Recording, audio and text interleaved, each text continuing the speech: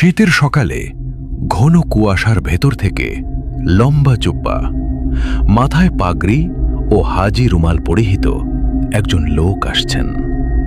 সেই লোকটি আর কেউ নয়, জুনায়েদ হুজুর।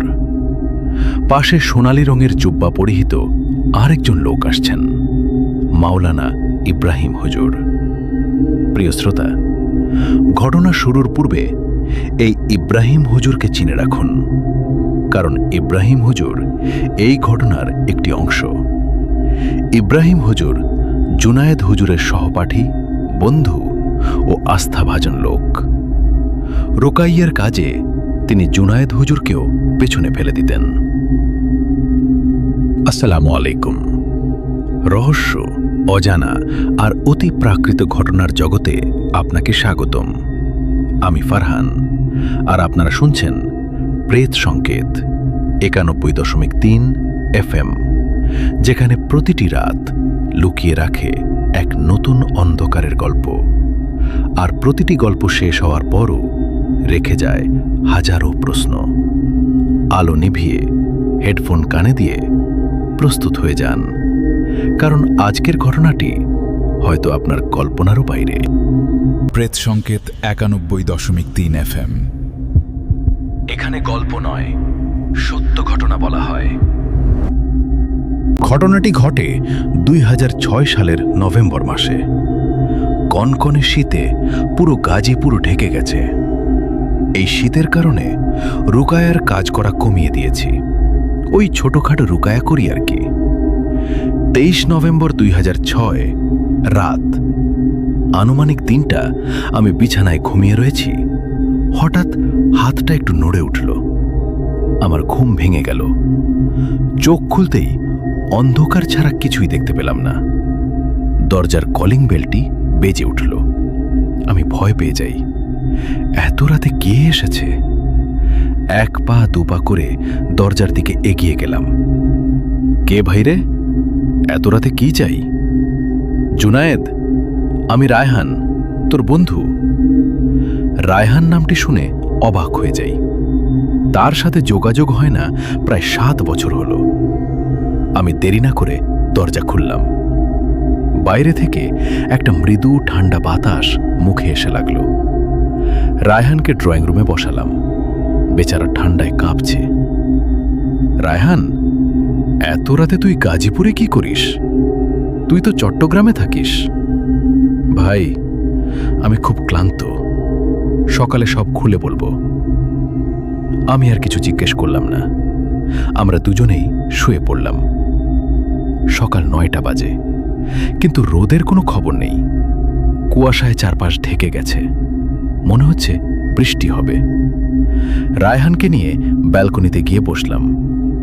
চায়ের কাপে চুমুক দিতে দিতে বললাম, এখন সব কথা খুলে বল। প্রায় 7 বছর পর আমার কাছে এসেছিস, নিশ্চয়ই কোনো কারণ আছে। হ্যাঁ, তুই ঠিকই বলেছিস। কিছুদিন ধরে আমার আর আমার পরিবারের সাথে ভয়ঙ্কর সব ঘটনা ঘটছে। আচ্ছা, তোকে শুরু থেকেই বলি। এই ঘটনার সূত্রপাত হয়েছিল আজ থেকে 3 মাস আগে। আমার 2 ছেলে, 1 মেয়ে। বড় ছেলে মুরাদের বয়স 17 বছর, আর অন্য ছেলে মেয়ের বয়স 15 বছর। তারা দুজনেই জমজ ভাই বোন।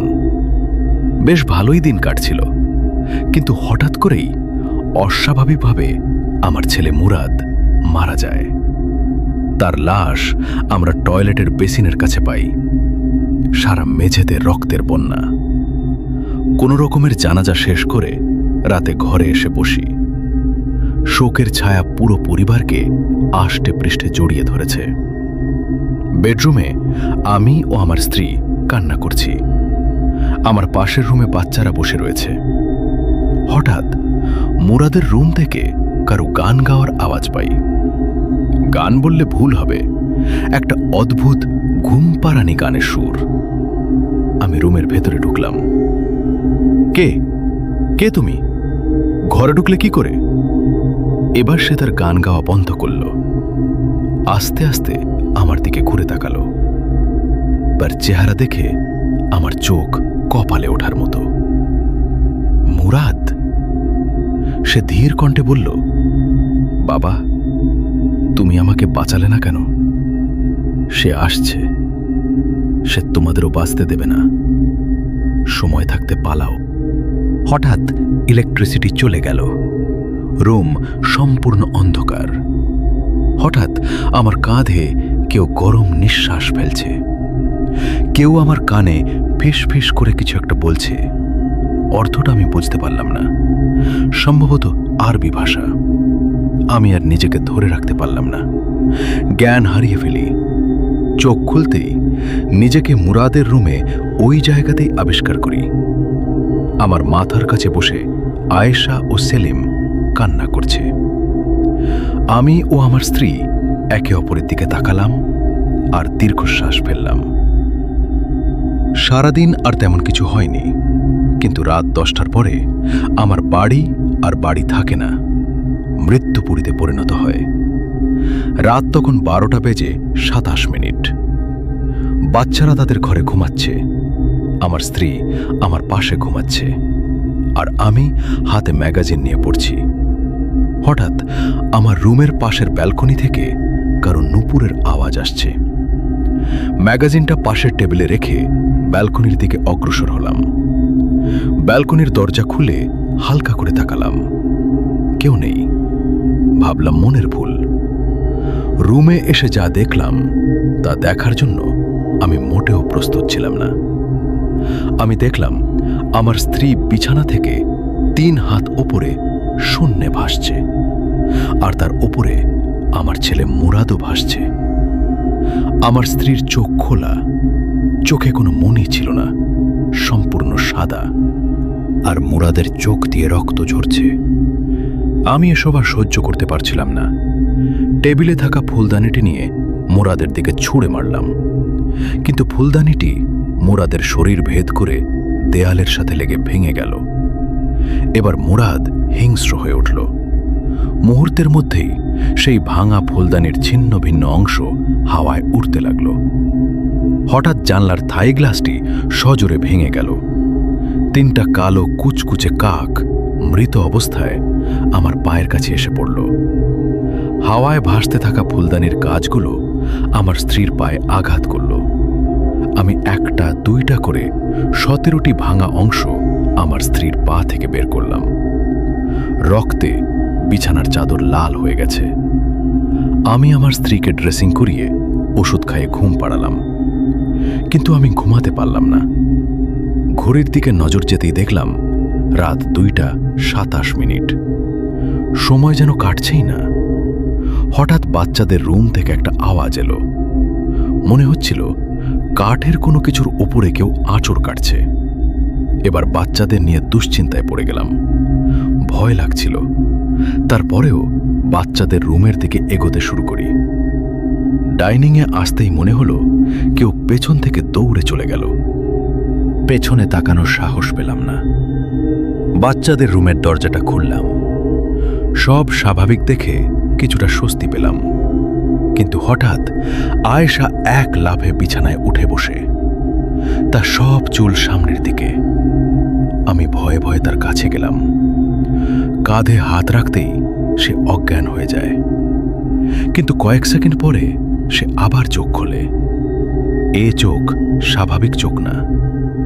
এবার সে ভাঙা গলায় বলতে শুরু করে, তোর ছেলে এই খেলা শুরু করেছে। আমরা কখনোই এই খেলাকে শেষ হতে দেব না।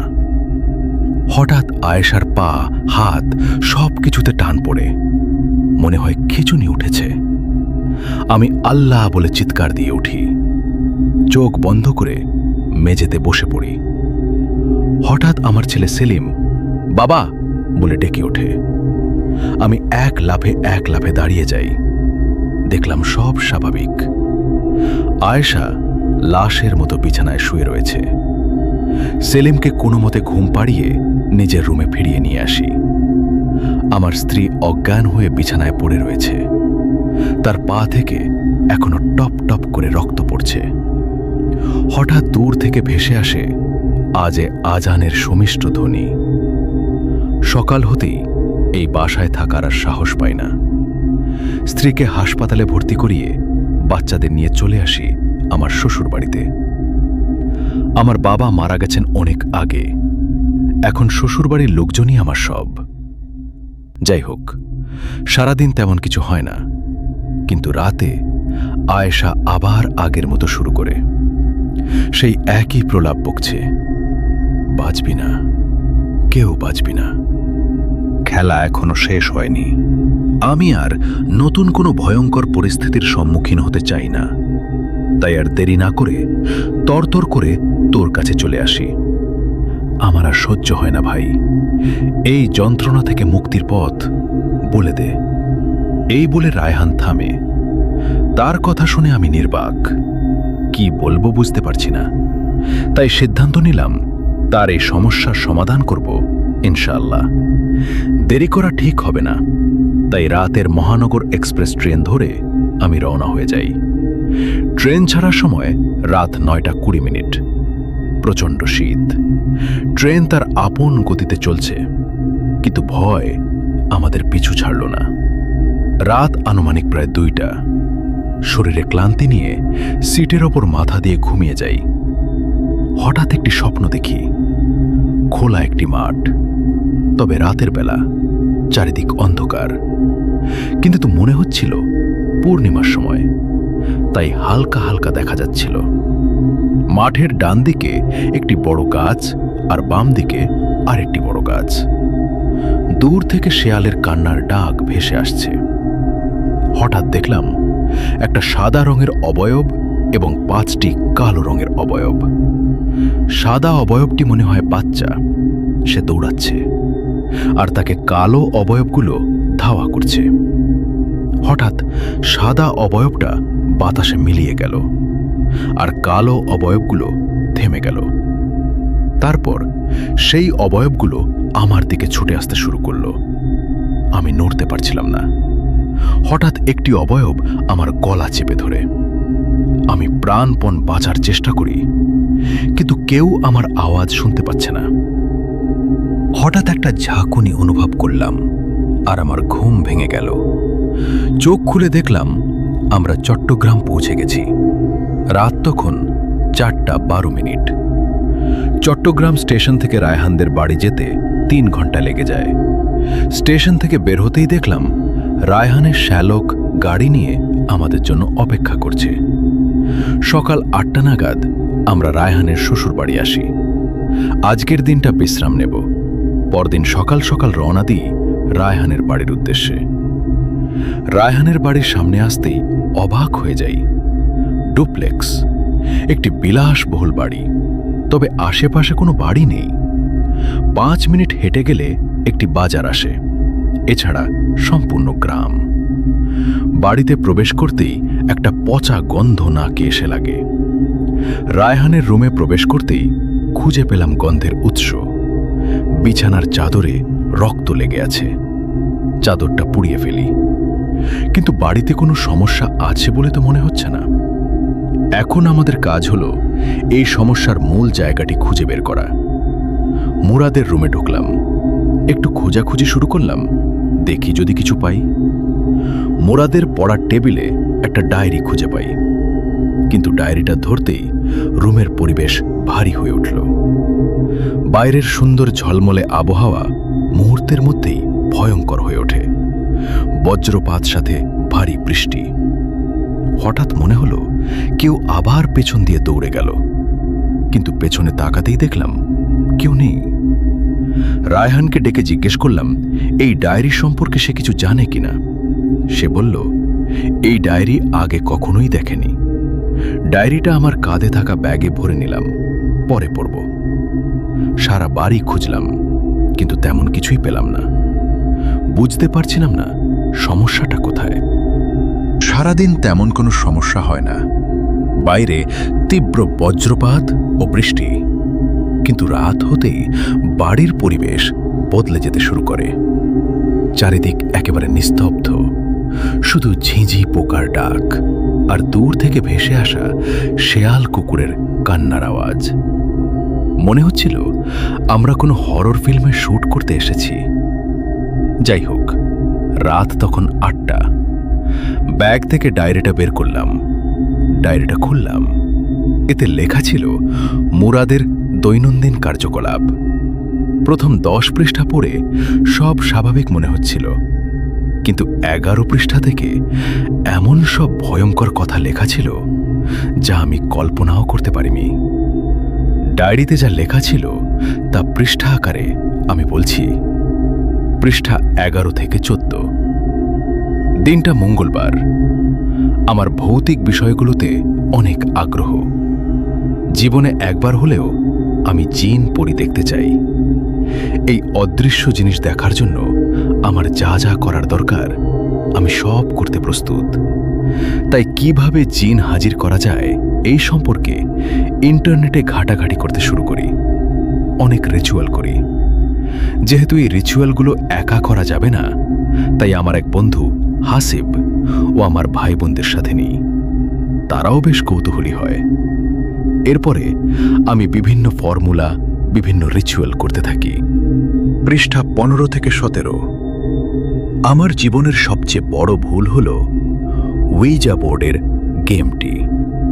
এই গেমের মূল সরঞ্জাম উইজা বোর্ড, কিন্তু আমি এই গেমটিকে আরও ভয়ঙ্কর করে তুলেছি কিছু রিচুয়াল যোগ করে। গেম শুরুর পূর্বেই আমরা সকলেই আমাদের আঙুল থেকে 2 ফোঁটা রক্ত বোর্ডে ফেলি। এরপর খেলা শুরু করি। আমরা সবাই প্ল্যান চেট করি। আমাদের প্রথম প্রশ্ন ছিল, এখানে আমাদের আশেপাশে কোনো জিন আছে কিনা। তারপর এটা চলতে থাকে এবং একসময় কেউ একজন উত্তর দেয়। তাকে আমরা বন্ধুত্বের প্রস্তাব দিই। জিজ্ঞেস করি, তুমি কি ভালো আত্মা? উত্তর আসে, না। কয়জন? জিজ্ঞেস করতেই উত্তর আসে, 3 জন। এইটুকু পর্যন্ত সব ঠিকই ছিল, কিন্তু আমরা এমন একটি প্রশ্ন করি যা আমাদের করা উচিত ছিল না। আমরা প্রশ্ন করি, তাহলে তুমি কি আমাদের মারতে চাও? উত্তর এলো, হ্যাঁ। এই উত্তর পাওয়ার জন্য আমরা মোটেও প্রস্তুত ছিলাম না। ভয়ে আমরা বোর্ডটি সরিয়ে রাখি। এবার নিজের অজান্তেই আমার চোখ গেল আলমারির আয়নার দিকে। আমি আয়নায় দেখলাম 3টি কালো অবয়ব আয়েশার পেছনে দাঁড়িয়ে আছে। একটি অবয়ব আয়েশার মাথায় আঁচড় কাটছে, আর একটি অবয়ব আয়েশাকে কামড় দেবার চেষ্টা করছে। আয়না থেকে চোখ সরিয়ে আমি আমার বন্ধুদের দিকে তাকালাম। দেখলাম সবাই ভয়ে অজ্ঞান হয়ে গেছে। পৃষ্ঠা 18 থেকে 20। চোখ খুলে নিজেকে ওই জায়গাতেই আবিষ্কার করি। দূর থেকে ভেসে আসছে ফজরের আজানের ধ্বনি। আমি দৌড়ে গিয়ে বাকিদের হুঁশ ফেরাই। সবাই বিছানায় বসে ভাবছি, কাল রাতে কি ঘটল আমাদের সাথে। যাই হোক, বাবা মাকে ভয়ে কিছু জানাই না, যদি বকাবকি করে। সকাল 9টার দিকে কলেজে যাওয়ার জন্য রেডি হচ্ছি। ঠিক তখনই দরজায় কলিং বেল বেজে ওঠে। মা আমাকে দরজা খুলতে বলে। আমি দরজা খুললাম। দেখলাম জীর্ণ শীর্ণ অবস্থায় একজন লোক, গলায়, হাতে, কোমরে, পায়ে, কপালে বিভিন্ন তাবিজ কবজ বাঁধা। তিনি কর্কশ কণ্ঠে বললেন, শক্তিশালী শক্তির নামে কিছু দে বাবা, তোর মঙ্গল হবে। আমি কথাটির অর্থ বুঝতে পারলাম না। আসলে কেউ তো এভাবে কিছু চায় না। কিরে, আমি জানি তোর সাথে রাতে কি হয়েছে। আমি কথা শুনে অবাক হয়ে যাই। তিনি আমাকে ছোট্ট একটা বই হাতে ধরিয়ে দিয়ে কোথায় যেন চলে যান। আমি বইটা পড়ার টেবিলে রেখে কলেজে চলে যাই। কলেজে ঘটল আরেক ঘটনা। কোনো এক ছাত্র নাকি আরেক ছাত্রের হাতে ছুরি বসিয়ে দিয়েছে। যে ছাত্রটি এই কাজ করেছে তার নাম দিয়ান। দিয়ান নাকি কোনো একটা জিনিসে অ্যাডিক্টেড, আর এই কাজ করতে নাকি তাকে কমান্ড করা হয়েছে। সে একটা ওয়েবসাইটে রেগুলার ভিজিট করে। এবার এই ওয়েবসাইট নিয়ে আমি কৌতূহলী হয়ে উঠি, বিশেষ করে ডার্ক ওয়েব। ডায়েরির এই পর্যন্ত পড়ার পর আমি থামলাম। ডার্ক ওয়েব কিভাবে কি? ঘড়ির দিকে চোখ যেতেই দেখলাম সময় 2:45। ভাবলাম বাকিটুকু পরে পড়ব, একটু ঘুমিয়ে নিই। ডায়েরিটা আমার বালিশের নিচে রেখে একটু একটু ঘুমানোর চেষ্টা করি। বাইরে বৃষ্টি পড়ছে, সাথে বজ্রপাত। চোখটা একটু লেগে এসেছে। ঠিক সেই মুহূর্তে একটা গানের সুর আমার কানে আসলো। কেউ একজন কথা বলছে, কিরে পেছনে দেখবি না, তোর আজরাইল এসেছে। আমার কপাল থেকে এক ফোঁটা ঘাম মাটিতে গড়িয়ে পড়ল। হঠাৎ বিকট একটা আওয়াজ। আমি ভয়ে মেঝেতে বসে পড়ি। আসলে আওয়াজটা বজ্রপাতের আওয়াজ ছিল, কিন্তু এখন আর সেই সুরটা শুনতে পাচ্ছি না। হঠাৎ সব নিস্তব্ধ। শুনলাম রায়হানের কণ্ঠ, জুনায়েদ, কোথায় তুই? ঠিক আছিস? হ্যাঁ, আমি ঠিক আছি, তুই যা, ঘুমিয়ে পড়। আমি নিজের রুমে ফেরত আসি, কিন্তু ঘুম কিছুতেই আসছিল না। রাত তখন 3:14। ভাবলাম যখন ঘুম আসছে না তখন ডায়েরির বাকি অংশটা পড়া যাক। আবার ডায়েরি খুললাম। পৃষ্ঠা 21 থেকে 26। দিয়ানের সাহায্যে ওই নির্দিষ্ট ওয়েবসাইটে গিয়ে একটা অ্যাকাউন্ট খুলি। সেখানে অনেক রকমের ফুটেজ আছে, অনেক ধরনের রিচুয়াল আছে। আমি একটা ফুটেজ চেক করে দ্রুত ল্যাপটপটি বন্ধ করে দিই ভয়ে। কিন্তু ল্যাপটপ বন্ধ হওয়ার শেষ মুহূর্তে স্ক্রিনে একটা অদ্ভুত মেসেজ ভেসে ওঠে। হঠাৎ আমার মোবাইলে একটা নোটিফিকেশন আসে, কেউ একটা ইমেল করেছে। দেখলাম জনৈক অজ্ঞাত প্রেরক একটি ছবি পাঠিয়েছে। ছবিটা ছিল গত রাতে আমার নিজের ল্যাপটপের সামনে বসে থাকা অবস্থার ছবি। আমি ভয়ে শিউরে উঠি, কিন্তু একদিক থেকে আমার ভালোই লাগে। আমি তো এরকমই চেয়েছিলাম। আমি এবার ল্যাপটপ খুলি, আবারও সেই ওয়েবসাইটে যাই এবং সেখানে আরও এরকম ধরনের বেশ কিছু ঘটনা ঘটে। আমি আর সাহস দেখানোর সাহস পাই না। ল্যাপটপ বন্ধ করে শুয়ে পড়ি। রাত আনুমানিক 2টা কি 3টা আমার ঘুম ভেঙে যায়। চোখ গেল টেবিলের উপরে থাকা ল্যাপটপের দিকে। ল্যাপটপটা খোলা, স্ক্রিন থেকে মৃদু আলো এসে চেয়ারে পড়েছে। আমি ভয়ে ভয়ে টেবিলের কাছে গিয়ে বসলাম। ল্যাপটপের স্ক্রিনে তাকাতেই দেখলাম একটা ফাইলের লিংক। এটি দেখার পর আমার পুরো শরীর অবশ হয়ে যায়। আমার মনে হচ্ছিল এই সব ঘটনা যেন আমার সাথেই ঘটছে। আমার পেছনে ফিরে তাকানোর সাহস হচ্ছিল না। আমি শুধু স্ক্রিনের দিকে দেখছিলাম। এরপর ইলেকট্রিসিটি চলে যায়। আমি একটা চিৎকার দিয়ে উঠি, অজ্ঞান হয়ে যাই। চোখ খুলতেই নিজেকে আবিষ্কার করি। মা বাবাকে বলেছিলাম খারাপ স্বপ্ন দেখেছি, তাই চিৎকার করে উঠেছি। কিন্তু এই সব ঘটনা আমি আমার ভাই বোন ও সেই বন্ধু হাসিবকে জানাই। এবার তারা ওই ফুটেজগুলো দেখবে বলে বায়না করে। আমিও মানা করলাম না, কারণ সবাই যদি একসাথে দেখি তাহলে হয়তো ভয় কম লাগবে। পৃষ্ঠা 26 থেকে 31। রাত 11টা। আমরা ল্যাপটপ নিয়ে বসে পড়ি। আমরা সেই লিঙ্কটিতে ক্লিক করি। ভিডিও দেখার মাঝেই হঠাৎ দরজায় 3টা টোকা পড়ে। আমরা ভয়ে কেঁপে উঠি। আস্তে আস্তে দরজা খুলি, কেউ নেই। মা বাবার ঘরে গিয়ে দেখি তারা গভীর ঘুমে। তাহলে দরজায় টোকা দিল কে? এই ঘটনার পর থেকে আমরা কেউ আর ওই ফুটেজ দেখিনি। কিন্তু প্রতিদিন রাত 12:12 আমার মোবাইলে ইমেইল আসত। কেউ আমাদের জন্য অপেক্ষা করছে, নতুন করে ভিডিও দেখতে বলছে। এই মেল দেখার পর আমি ল্যাপটপটি বিক্রি করে দিই। এরপর থেকে শুরু হয় আমার উপরে অমানসিক নির্যাতন। ঘুমাতে পারতাম না। ঘুমোলে সেই ছায়া দেখতাম। 1 সপ্তাহ এভাবেই কাটল।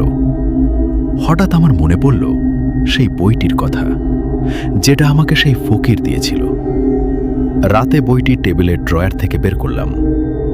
বইটি ছিল 72 পৃষ্ঠার, আর এখানে কয়েকটি রিচুয়াল লেখা ছিল, তবে সবগুলো ছোট ছোট।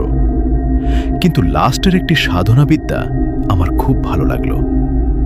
পরদিন আমি বন্ধু এবং ভাই বোনকে নিয়ে এই কাজটি করব বলে সিদ্ধান্ত নিই। নিয়মগুলো এতবার পড়েছি মুখস্থ হয়ে গেছে। ডায়েরি লেখা শেষ। এর আগে কি হয়েছে তা লেখা নেই। এখন কি করব বুঝতে পারছি না। রাত 4:12 সময় হয়ে গেছে। এবার তাদের ডাকতে হবে, আলোচনা শুরু করতে হবে। আমি জিনদের ডাকলাম। চোখের পলক পড়ার আগেই তারা হাজির হলো। শুরু হলো আলোচনা। ডায়েরিতে লেখা সব কথা তাদের খুলে বলি। সবাই নিশ্চুপ। চুপ কেন সবাই? কিছু বলো। ইসমাইল ধীর কণ্ঠে বলল, হুজুর, আপনি এখনো সব ঘটনা জানতে পারেননি। আজকে জানতে হবে মুরাদের মৃত্যুর কারণ কি। তাহলেই এর সমাধান করা সম্ভব। যেহেতু ডায়েরিতে আর কিছু লেখা নেই, তাই এমন কাউকে এই বিষয়ে জিজ্ঞাসা করতে হবে যে ওই সময় মুরাদের সাথেই ছিল। আমি বললাম, মুরাদের সাথে আরো 3 জন ছিল, মুরাদের ভাই বোন ও আরেকজন বন্ধু। তাহলে তো হয়েছে। আগামীকাল আয়েশা আর সেলিমকে এই বিষয়ে সব খুলে বলতে বলুন। এরপর দেখছি কি করা যায়। আলোচনা শেষ করে বিছানায় গিয়ে শুয়ে পড়ি। হঠাৎ টপ টপ টপ করে পানি পড়ার আওয়াজ আসছে। আমি আর বিছানা থেকে উঠিনি।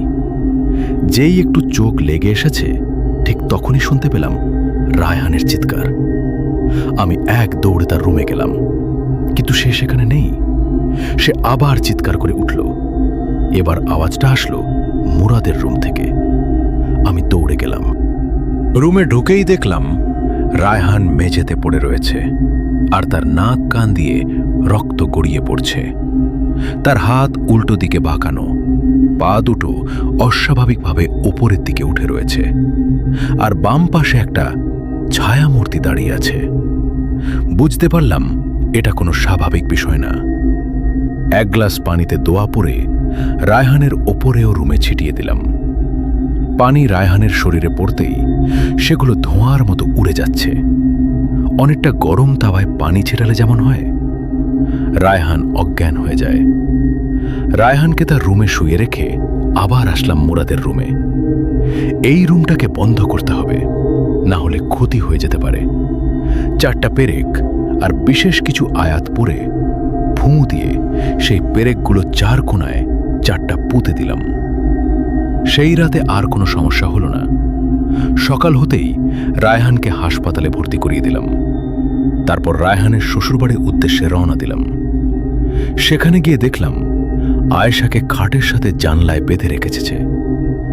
আয়েশার সারা শরীর অস্বাভাবিকভাবে কালো ও শুষ্ক, কিন্তু যখন আমি তাকে প্রথম দেখেছিলাম সে অনেক সুন্দরী ছিল। এই অবস্থা হলো কেন? রায়হানের শ্বশুরকে ডেকে জিজ্ঞেস করলাম, কি হয়েছে?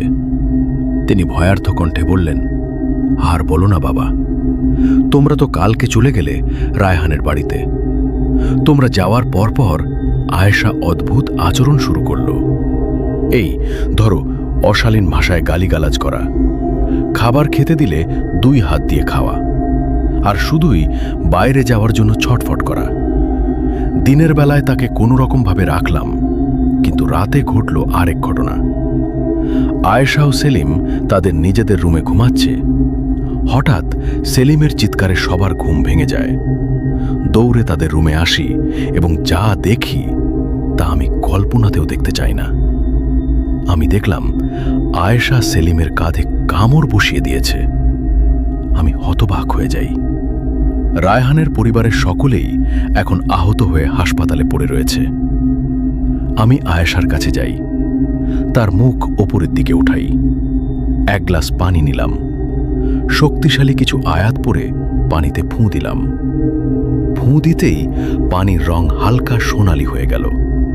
এবার উচ্চ স্বরে দোয়া করতে লাগলাম। পানি ছুঁড়ে মারলাম আয়েশার মুখে। আয়েশা চিৎকার দিয়ে অজ্ঞান হয়ে যায়। আয়েশাকে শুয়ে দিলাম বিছানায়। মিনিট 5 পর আয়েশার চোখ খুলল। তার চোখ স্বাভাবিক। বুঝতে পারলাম শয়তানটা চলে গেছে। আর দেরি না করে আয়েশাকে বললাম, আয়েশা, আমি জানি এখন এইসব বিষয়ে তোমার সাথে কথা বলা উচিত নয়, কিন্তু যদি তুমি তোমার পরিবারকে বাঁচাতে চাও তাহলে তোমাকে সব খুলে বলতে হবে। আমি তোমার ভাই মুরাদের ডায়েরি পড়েছি, সেখানে তোমরা একটা রিচুয়াল করেছ, এই পর্যন্ত আমি জানি। এরপর কি? সব খুলে বলো। মনে রাখবে, তোমার কথার ওপর ভিত্তি করেই বাকি পদক্ষেপ নেব। আয়েশা বলল, হুজুর, আপনি জানেন না, কারণ অনেক কথাই সেখানে লেখা নেই। আপনি নিশ্চয়ই একটা ওয়েবসাইটের কথা পড়েছেন। সেখানে যাবার পরেই সে পুরোপুরি পাল্টে গিয়েছিল। খাওয়া দাওয়া ঠিকমতো করত না, খারাপ আচরণ করত, সে নিজেকে বন্দি রাখত, ঘুমাতেই পারত না। সব সময় নাকি তার আশেপাশে ছায়া ঘোরাঘুরি করত। যাই হোক, সেদিন আমরা রিচুয়ালটা জানলাম। আমি নিষেধ করেছিলাম মুরাদকে, কিন্তু সে করবেই। তো বৃহস্পতিবার আসরের নামাজের পর আমরা চলে গেলাম আমাদের গ্রামের সবচেয়ে পুরনো কবরস্থানে। সেখানে গিয়ে সবচেয়ে পুরনো কবর আমরা খুঁজছিলাম। হঠাৎ চোখ পড়ল একটা কবরে। সবচেয়ে পুরনো ছিল ওই কবরটি। আমি ঠিক করলাম যেই বোতলটা পোতার কথা সেটা ওই কবরে পুঁতব। এরপর সেই কবরস্থান থেকেই 7টি কবর থেকে 7 মুঠ মাটি নিয়ে একটি মাটির কলসিতে ভরে মুরাদের সেই নামটি, যেটি লেখা ছিল এই ডায়েরিতে, জপতে লাগলাম। রিচুয়াল করতে গিয়েই হঠাৎ আকাশ গর্জে উঠল। ঝিরিঝিরি বৃষ্টি পড়তে শুরু করল, সাথে বজ্রপাত। কবরস্থান থেকে একটা আলো মুরাদের দিকে আসছিল। সেই আলো থেকে কিছু একটা যেন বেরিয়ে আসছিল। এরপর আমার আর কিছু মনে নেই। পরবর্তীতে সেলিমের কাছে শুনেছিলাম যেটি বেরিয়ে আসছিল সেটি আমার ওপরে ভর করেছিল। আমাকে নাকি সে পছন্দ করে। এই বলে আয়েশা থামে। এই কথাগুলো শুনে আমি এতটুকু বুঝতে পারি, সেই শয়তানটাই মুরাদকে খুন করেছে। যেহেতু জানতে পেরেছি, বাকি কাজটুকু করা সহজ হবে। আয়েশার নানাকে বললাম, আপাতত আয়েশাকে তার বাবার বাড়িতে পাঠিয়ে দিন, সাথে তার মামাকেও। যেহেতু আয়েশার উপরে শয়তানটা ভর করেছে, সেহেতু রুকাইয়ার কাজটা সহজ হবে। এই বলে আমি হাসপাতাল থেকে চলে যাই রায়হানের কাছে। তারপর তাকে সবকিছু খুলে বলি। এখন সে অনেকটাই সুস্থ, কিন্তু রায়হানের ওয়াইফ এখনো বেহুশ হয়ে পড়ে আছে। একবার ভেবেছিলাম হাসিবের সাথে দেখা করব, কিন্তু যাইনি। আমরা সকলেই চলে আসলাম রায়হানের বাড়িতে। আয়েশাকে খাটের সাথে 4 হাত পা ভালো করে বেঁধে দিলাম। ঘর যেহেতু বন্ধ, এখানে শয়তান আসতে পারবে না। সেই জিন যেন এখানে আসতে পারে, সেজন্য আমি পেরেকগুলো খুলে ফেললাম। পেরেক খোলার 5 সেকেন্ডের মধ্যে আয়েশা অদ্ভুত আচরণ শুরু করে। তার চোখের কোটর একেবারে কালো, ঠোঁটগুলো টান টান হয়ে রয়েছে, কান দিয়ে রক্ত পড়ছে। সে বিছানা থেকে বাঁধা অবস্থায় 2 হাত উপরে উঠে গেল, 4 বার আছাড় খেল। তার মুখ দিয়ে গোঙানির মতো শব্দ বের হচ্ছিল। এতক্ষণ পর্যন্ত তার চোখ বন্ধ ছিল। সে একটু শান্ত হল, আস্তে আস্তে চোখ খুলল, তারপর বলল, জুনায়েদ, কোনো লাভ নেই, একে তুই বাঁচাতে পারবি না। আমি বললাম, পরিচয় কি তোর? কেন এসেছিস সেখানে? সে কোনো উত্তর দিল না। আমি শুরু করলাম রুকাইয়া। এবার সে আরও রেগে উঠল, আমার দিকে তেড়ে আসতে চাইল। হঠাৎ এক ঝটকায় দরজা খুলে যায়। আমার 7 জিন রুমে প্রবেশ করে। শুরু হয় তেলাওয়াত। ছটফট করতে থাকে জিনটি। কয়েক মিনিটের তাণ্ডব চলে। আস্তে আস্তে আয়েশার শরীর নিস্তেজ হয়ে যায়। আয়েশা জ্ঞান হারায়। মুহূর্তের মধ্যেই সব নীরব। আমি মেঝেতে বসে রয়েছি, কি করব বুঝতে পারছি না। রায়হান আর আয়েশার মামার জ্ঞান ফিরেছে। তাদের বললাম, আয়েশাকে শিকলের সাহায্যে বেঁধে রাখো, আমি একটু পরে আসছি। এই বলে আমি ছাদে চলে যাই। ইসমাইল বলল, হুজুর, এরা খুবই শক্তিশালী। শুধু অলৌকিক শক্তি না, তার শরীরে আছে অসম্ভব রকমের শক্তি। আদনান বলল, ইসমাইল, তুমি কি বলতে চাইছো? আমরা কার সাহায্য নেব? ইসমাইল বলল, ইব্রাহিম হুজুরের সাহায্য নেব। হুজুর, আপনি তো জানেন এই রুকাইয়া জগতে তার চেয়ে শক্তিশালী রাকি আর পাওয়া সম্ভব না। ইব্রাহিম হুজুরকে ফোন করে আসতে বলুন, আর আপাতত মুরাদের রুম বন্ধ করে দেন। আর ইব্রাহিম হুজুর আসা পর্যন্ত আয়েশার কাছ থেকে দূরে থাকুন। ইসমাইলের কথা শোনার পর আমারও মনে হলো ইব্রাহিমকে ডাকা দরকার। আমি ইব্রাহিমকে ডাকলাম। সে জানালো এখনই রওনা দিচ্ছে। সকাল 8টার দিকে ইব্রাহিমকে নিয়ে ছাদে বসি এবং প্রথম থেকে এই পর্যন্ত সব ঘটনা খুলে বলি। ইব্রাহিম বলল, জুনায়েদ, তোমার কথা শুনে এটুকু বুঝলাম আয়েশার ওপরে যে জিন ভর করেছে সেই মুরাদকে খুন করেছে। এখন আমাদের সবচেয়ে বড় কাজ হলো সেই জিনের মুখে সবকিছু স্বীকার করানো। রাত আনুমানিক 8টা কি 9টা আমরা সকলে মুরাদের রুমে প্রবেশ করলাম। ইব্রাহিম ঘরের সব পেরেক খুলে ফেলল। সাথে সাথে সেই শয়তান আয়েশার উপরে ভর করল। ইব্রাহিম পকেট থেকে 1 বোতল মাটি বের করল। বিসমিল্লাহ বলে আয়েশাকে সেই মাটি খাইয়ে দিল। মুহূর্তের মধ্যে আয়েশা যন্ত্রণায় ছটফট করতে লাগল। আমি বলবো পানি দে। কিন্তু ইব্রাহিম পানি দিল না, কারণ এই শয়তানের এটা একটা ফাঁদ। আসলে এটি একটি বিশেষ মাটি। যদি মন থেকে সব সত্য বলে তাহলে আপনা আপনি এই যন্ত্রণা কমে যাবে। যাই হোক, কিছুক্ষণ পর আয়েশা স্বাভাবিক হয়ে যায়। তার মানে সত্যিই সে সবকিছু স্বীকার করবে। এবার সেই জিন নারী পুরুষ মিশ্রিত কণ্ঠে বলে, আমি শুকরান, ইফরিত বংশের জিন। অনেক দিন যাবৎ একটি পাথরের নিচে বন্দী ছিলাম।